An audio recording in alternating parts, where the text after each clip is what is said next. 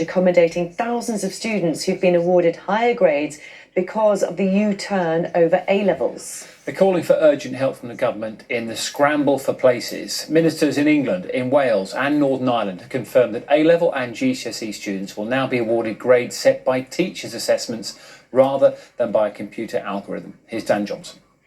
When I heard the news, a huge wave of relief came over me, and it's just fantastic. I'm so happy. I feel like the government should have taken the grades that my expert teachers gave me from the start based on my performance. I'm frustrated that this completely unnecessary mess has set me back a year. The government has heard our voices and accepted that they were wrong and changed the decision, because it's literally going to mean so much for so many students across the country.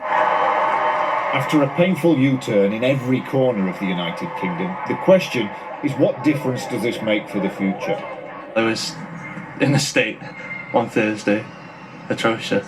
Here's one family who felt disappointed by son Riley's results last week and worried about his sister's GCSEs on Thursday. Yeah, absolutely. It's a lot of stress off my shoulders, especially where the university is concerned, because of the decision now. I don't have to go through an appeal process.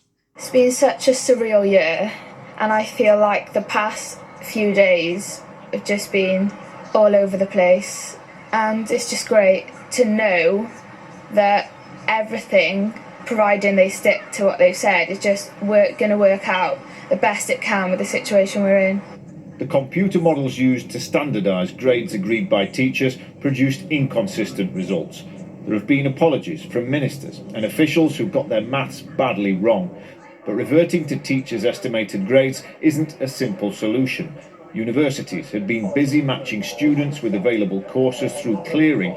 Now, some unis will have more students with the right grades than they have places remaining.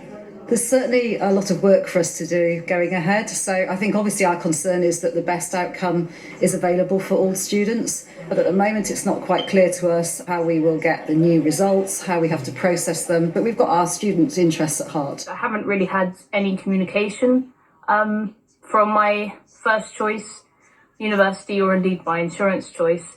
I'm hoping the University of Bath get back to me soon, because I've just not been sleeping well for the past few nights. Clearing now feels more like clearing up, after a mess that put the futures of many young people in jeopardy and leaves question marks over the futures of those in charge. Dan Johnson, BBC News. Well, let's talk about that right now. We're joined by our political correspondent Iain Watson, who is in Westminster. We are going to speak to the Education Secretary here on Breakfast in about half an hour's time. There is a lot of pressure on him, isn't there? There is a lot of pressure on him, Louise. Obviously, unremarkably, the Liberal Democrats are calling for him to go. Many individual Labour MPs, although not the Labour leader, have called for him to go as well. But for Conservative MPs, I think for them, they're not so worried about the fact he's done a U-turn. They're more worried about when it was done and how it was done.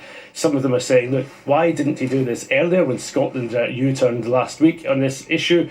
Or was he really asking the right questions of the exam regulator, Ofqual, early enough in the process? Could this have been avoided? One former minister said that he thought Gavin Williamson would now be reshuffled in the autumn. Another said to me that any minister who makes children cry is not in a good place. But just remember, this is not an administration that does resignations. Remember the advisor to Boris Johnson, Dominic Cummings, that trip to Durham during lockdown? He is still there, despite the fact that many Conservative MPs called for him to go. And today, Downing Street are still expressing full confidence in the Education Secretary. But he's got a couple of big challenges ahead. As we heard there, getting children into university this year. How will that go? Will places have to be deferred? But also in a couple of weeks' time in England, can he get children safely back to school? So there's some major tests for Gavin Williamson, and he may well have had a reprieve in his political career, but whether he remains at the Department for Education in the long term will depend not so much on the exams crisis, but on how he handles education overall and how he handles schools returning in a couple of weeks. Iain, thank you very much indeed. And as I said, we will be joined by the Education Secretary Gavin Williamson at 7:30 this morning. Elsewhere, the former US First Lady Michelle Obama has launched a scathing attack on President Donald Trump, accusing him of not being up to the job.